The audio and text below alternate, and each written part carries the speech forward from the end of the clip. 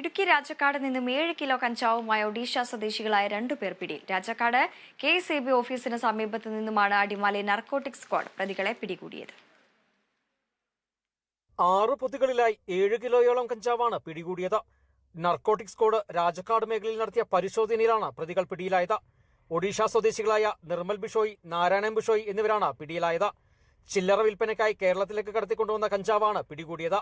Rajakkad KSAB ഓഫീസിന് സമീപത്ത് നിന്നുമാണ് അടിമാലി നാർക്കോട്ടിക് സ്ക്വാഡ് പ്രതികളെ പിടികൂടിയത്. Adimali narcotic enforcement squad Rajakkad ഭാഗത്ത് നടത്തിയ പരിശോധനയിൽ 7 കിലോ കഞ്ചാവുമായിട്ട് 2 ഒഡീഷ സ്വദേശികളെ അറസ്റ്റ് ചെയ്തു.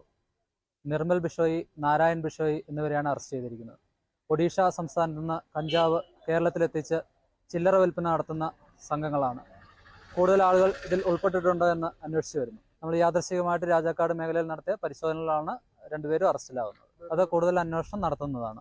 സംഭവത്തിൽ മലയാളികൾ ഉൾപ്പെട്ടിട്ടുണ്ടോ എന്നും അന്വേഷിച്ചു വരികയാണ്. Kerala vision news, Idukki.